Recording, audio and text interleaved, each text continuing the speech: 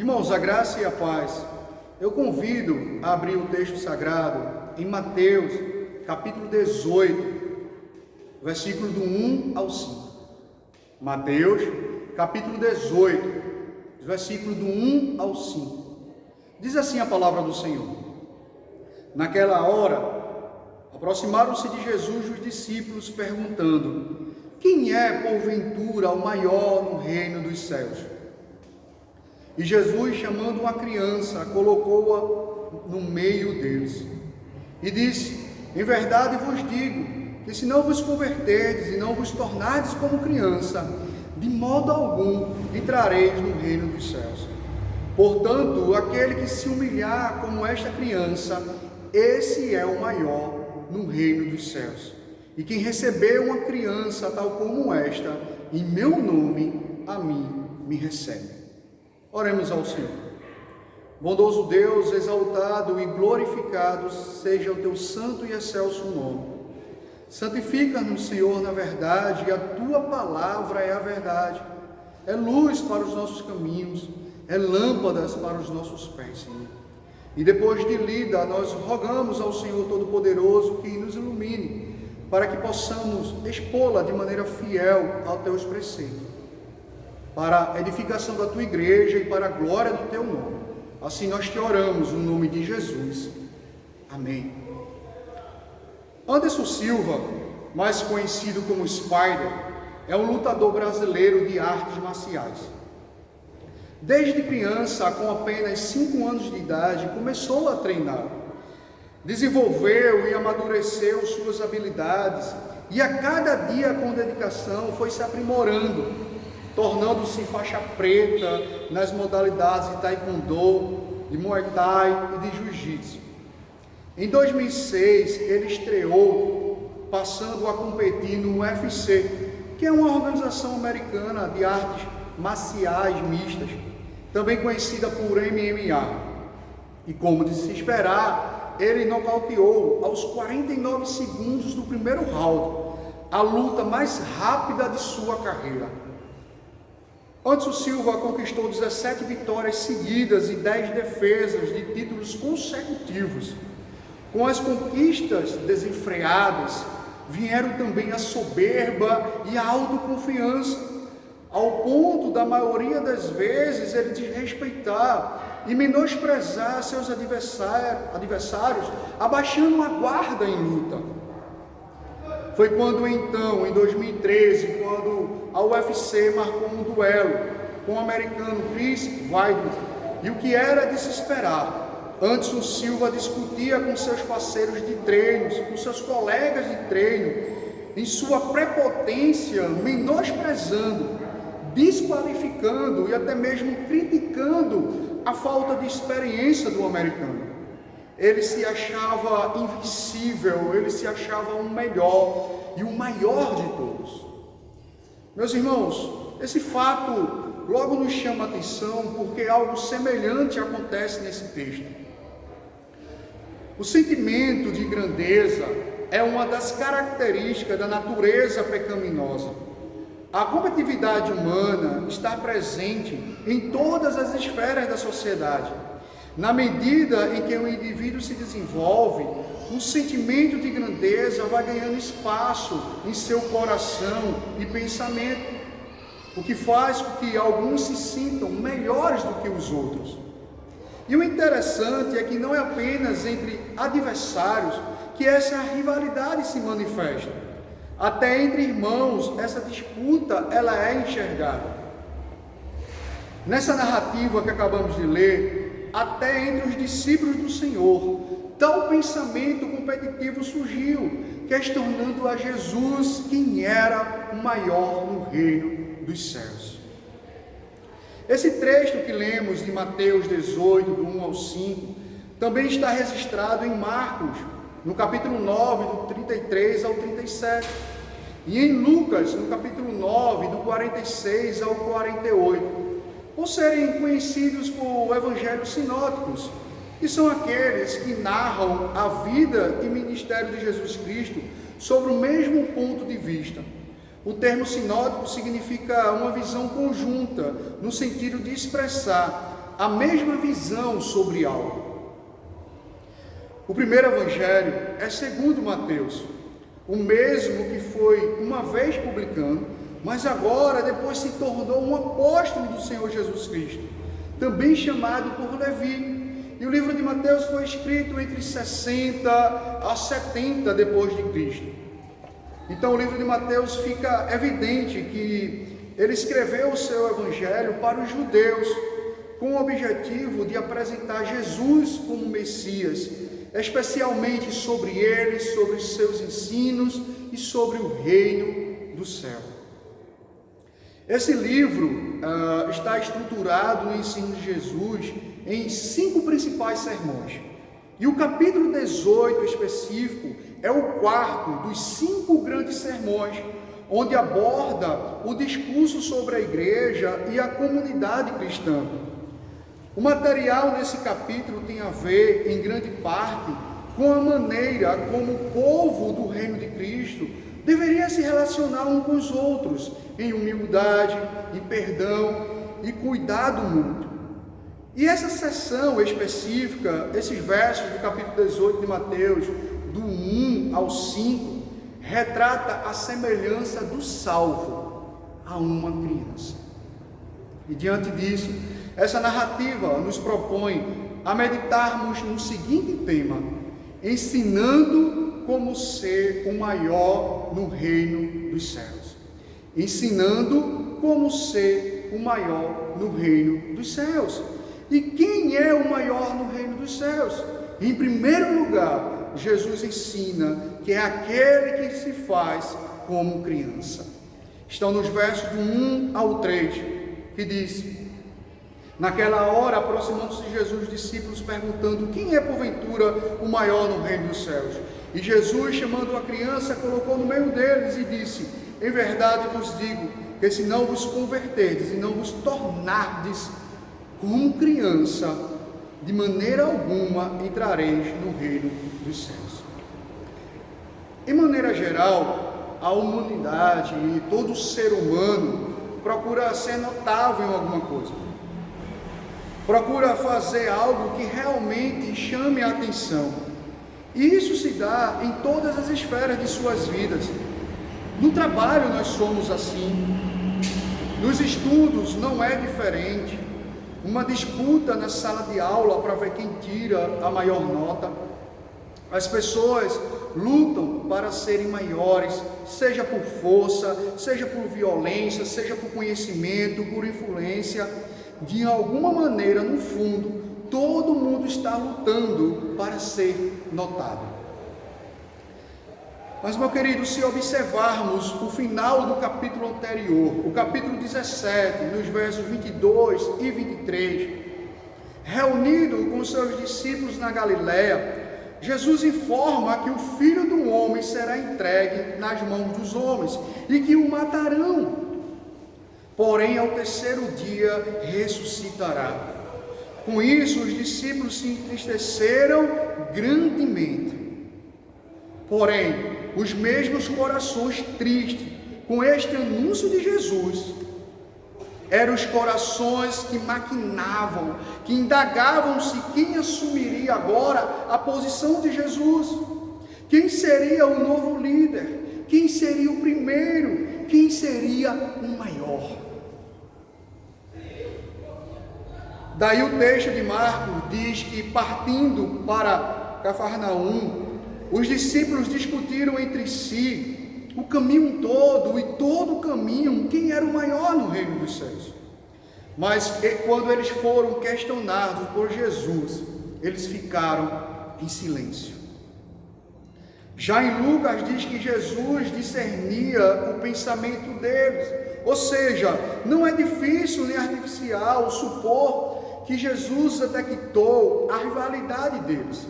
Provavelmente Jesus notou que entre eles havia algum tipo de discórdia, algum tipo de desconforto, questionou-os, e com isso agora Marcos diz que eles ficaram em silêncio.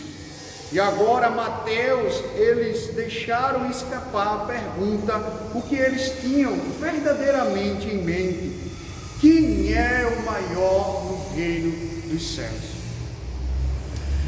É bem verdade que o desenvolvimento traz bastante aprendizado. As experiências do dia a dia com Jesus, de estar com Jesus, de conviver com Jesus, são responsáveis pelo amadurecimento, mas o crescimento trouxe perdas. E com a pergunta de quem era o maior, é possível que eles esperassem que a resposta fosse até mesmo um deles. Mas, para a surpresa geral, enquanto eles imaginavam que a resposta estava no que ganharam até agora, nas capacidades que adquiriram, na verdade, a resposta estava naquilo que foi perdido. A criança ali, no momento, representava a resposta. E didaticamente, o Senhor Jesus chamou assim uma criança e com muito amor colocou-a nos braços e a usa como instrumento de sua explicação. Contudo, ele não está apresentando a imagem de um discípulo humilde, mas sim um tipo de uma criatura frágil, dependente. Temos aqui uma visão da ternura do Mestre. As crianças não tinham medo dele, muito pelo contrário, sentiam-se atraídas pela sua pessoa. E Cristo faz uma comparação daquilo que é verdadeiro do reino de Deus, do reino dos homens, ou a maneira como a nossa ética comum humana é avessa à ética do reino de Deus. E essa demonstração, sendo ali representado pela criança, ele explica que quem quer ser o primeiro, na realidade será o último e servo de todos. E juntamente agora com um exemplo visível, vem a palavra e os ensinamentos de Jesus. E ele diz: em verdade vos digo que se não vos converterdes e não vos tornardes como criança, se não fizer como criança, de modo algum entrarás no reino dos céus. Cristo exorta ensinando que a questão era mais agravante, que antes deles saberem e se preocuparem quem é o maior no reino dos céus, eles primeiro devem estar dentro desse reino. E que para estar dentro desse reino, existem princípios e mandamentos a serem observados. De se converter, de se tornar, de se fazer como criança, porque se não houvesse conversão, tendo como exemplo as atitudes de uma criança, ele nem sequer entraria no reino dos céus. Solenemente ele disse: em verdade vos digo, que não poderiam entrar no reino dos céus se não vos converterem. Essa palavra quer dizer literalmente voltar-se. O comentarista George Abbott Smith sugere que essa passagem, o sentido metafórico de mudança, sugere abandonar o curso de sua própria conduta, isto é, mudar o seu pensamento, significando abandonar, mudar interiormente, ser convertido. No grego, a expressão de modo algum tem a conotação de nunca deverá ou de maneira alguma entrar. Os discípulos estavam falando sobre quem seria o maior no reino, mas Jesus disse: se não vos converterdes, não vos fizerdes como criança, de modo algum entrarás no reino dos céus. Ou seja, os discípulos precisavam mudar a sua atitude, abandonar seus pensamentos orgulhosos e ambiciosos. O maior do reino dos céus é aquele que se faz como criança. D.A. Carson, um teólogo reformado, evangélico e professor do Novo Testamento, aborda esse contexto afirmando que, todavia, aqui lidamos com discípulos em um ponto de guinada crítico na história da salvação. Homens com a compreensão seriamente equivocada e que permanecem assim até depois da cruz. Mas Cristo, em Mateus capítulo 19, verso 14, vem nos ensinar dizendo: deixai os pequeninos, não os embaraceis de vir a mim, porque dos tais é o reino dos céus. Assim como as crianças, devemos nós também confiar em Deus e também confiar na sua palavra, e seremos felizes, confiantes, ainda que tenhamos de passar diariamente por diversas dificuldades e aflições. A maneira como Deus nos conduz será boa para nós. No meio das tempestades e necessidades da atualidade, podemos saber: meu Pai é o capitão. Estamos meditando no seguinte tema: ensinando como ser o maior no reino dos céus. Em primeiro lugar, nós vimos que o maior no reino dos céus é aquele que se faz como criança. Em segundo e último lugar, é aquele que se humilha como criança. Estão nos versos do 4 ao verso 5. Portanto, aquele que se humilhar como esta criança, este é o maior no reino dos céus. E quem receber uma criança tal como esta, em meu nome, a mim me recebe. Cristo, de maneira clara, objetiva e eficaz, conclui sua resposta, evidenciando assim o ato de se humilhar diante do Senhor como criança. Porque, irmãos, a humildade tende a desaparecer do nosso coração, tende a tendência a desaparecer do coração de cada indivíduo. Sentimentos como de independência acabam tomando conta de quem aos poucos vai perdendo até mesmo o vínculo familiar. Mas a pergunta dos discípulos não podiam ficar sem resposta, mesmo porque, mais uma vez, o Senhor tem para eles uma oportunidade de grande aprendizado. O mestre responde diretamente à pergunta dos discípulos: aquele que se tornar humilde como esta criança, esse é o maior no reino dos céus. Em outras palavras, a principal característica da grandeza de um cristão é a humildade.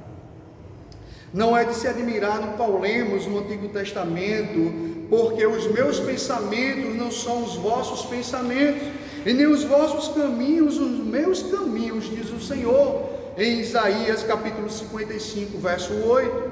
Os caminhos de Cristo são totalmente opostos aos caminhos do mundo. E Jesus Cristo, em Mateus capítulo 20, verso 27, vem dizer que quem quiser ser o primeiro entre vós, será vosso servo. Porque o estado de espírito moderno que prevalece atualmente, de autossuficiência e de sabedoria mundana e sofisticada, é inimigo de uma autêntica espiritualidade. Porém, a criança é levantada como um ideal, não de inocência, de pureza ou de fé, mas de humildade e de despreocupação por posição social. A humildade de uma criança consiste principalmente em um estado de confiança e de dependência. Esta é a atitude que Deus deseja que seus filhos adotem em relação a Ele. E o verso continua dizendo que receber uma criança tal como esta, em meu nome, a mim me recebe. Enquanto Jesus segurava a criancinha em seus braços, ele usou a situação para dar uma lição bem objetiva. Disse ele a seus discípulos: e qualquer que receber em meu nome uma criança tal como esta, a mim me recebe. Isto revela o profundo cuidado do mestre também para com as crianças. Mas em seguida encontramos a admirável verdade que aquele que rejeita uma criança está rejeitando a Cristo. Constitui uma lei divina que quanto mais frágil uma pessoa for em si mesma, tanto mais ricamente é derramada sobre ela a plenitude do amor e da assistência divina, como vimos em Mateus 18, 10, que diz: vede, não desprezeis a qualquer desses pequeninos, porque eu vos afirmo que os seus anjos nos céus, veem incessantemente a face de meu Pai celeste. E em correspondência a essa lei, Jesus dedica um interesse especial às crianças e deseja recomendá-las de modo especial a seus discípulos. Quem vai ao encontro delas e as aceita nesse sentido exposto por Jesus, recebe o próprio Jesus. Pois quem, por ordem de Jesus, acolhe o menor de todos, acolhe uma criança, torna-se ele próprio o menor. E agora recebe dentro de si o maior, que humildemente, em nosso favor, tornou-se menor, a saber, Jesus. E por consequência, nós recebemos quem o enviou, recebemos a Deus. Toda a exposição do Senhor evidencia, portanto, que os discípulos de Jesus devem formar seus critérios em contraste com as diretrizes do mundo. A mola mestra do mundo é que todos querem subir ao poder e ao esplendor, a fim de superar e dominar os outros. Em contraposição, a mola mestra do reino de Deus é esta: que todos descem para a pobreza, fraqueza e modéstia, para se tornarem ricos em Jesus. E é por isso que os discípulos precisam dar meia volta e se igualar às crianças na modéstia e na fraqueza. Porém, não somente na modéstia e na fraqueza são traços característicos das crianças, mas também a liberdade com que confiam. Crianças confiam integralmente nos pais. Não se preocupam. Se o pai lhe disse algo, isso se torna para elas uma verdade incontestável. Mateus capítulo 10, verso 42, o Senhor Jesus diz que quem der a beber, ainda que seja um copo de água fria, a um desses pequeninos, por ser esse meus discípulos, em verdade vos digo que de modo algum perderá o seu galardão. Fazendo alusão à humildade, a jornalista Rosângela Souza nos traz um poema a refletir. Ela diz assim que a máscara é para a prevenção da Covid, mas trouxe consigo alguns propósitos. Ela veio também para baixar o nariz de quem vivia com ele empinado, puxar as orelhas até entender que foram feitas para ouvir, bloquear a boca até entender que é preciso pensar mais e falar menos, esconder o rosto para aprender a olhar e sorrir com os olhos, cobrir os lábios para aprender a amar com o coração. Ela veio para dizer que ninguém é melhor do que ninguém. Pare, pense, ouça, sorria com os olhos e ame de coração.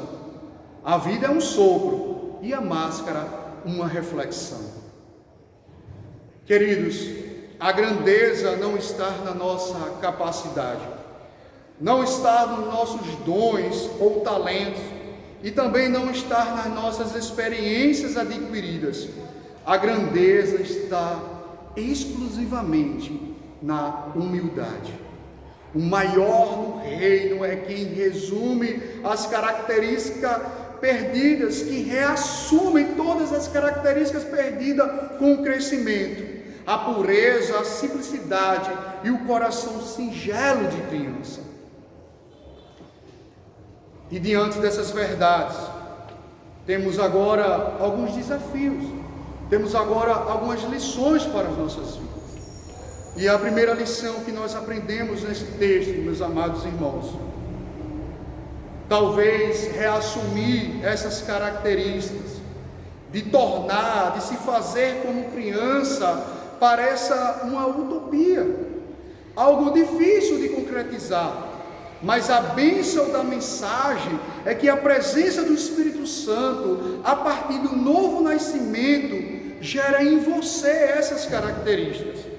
A conversão lhe faz voltar ao início e viver sem perder a experiência, aprimorando assim a possibilidade de um amadurecimento natural, espiritual, aprendendo assim a grandeza de um discípulo de Cristo. Uma segunda verdade que nós aprendemos nesse texto é que, assim como a criança depende de seus pais, você deve permanecer na dependência do Senhor, se alegrando e ouvindo a sua voz e sentindo a sua doce presença como um bom Pai celestial. Pois quem entra no reino é o que se fez menor, é humilde, e o que nasceu de novo, e é esse que se fez como criança na presença de Deus. Indubitavelmente, Cristo é o nosso maior exemplo de humildade. Não queira ser o maior, seja o exemplo que edifica seus irmãos e agrada o coração do Mestre Jesus Cristo. Por consequente, assim como os discípulos ficaram surpresos, declinando suas expectativas com a resposta do Mestre Cristo a respeito de quem seria o maior, Anderson Silva declinou, teve sua sequência de vitórias interrompidas no dia 6 de julho de 2013, quando perdeu o cinturão peso médio do UFC para Chris, o americano, onde foi derrubado e castigado no primeiro round. E na entrevista logo após a luta, o seu mestre, a vida, lhe ensina. E então ele de fato, humildemente, reconhece que não é o maior, quando ele afirma: não quero revanche, o Chris é o campeão agora, e todo mundo precisa respeitá-lo. Que Deus nos abençoe. Amém.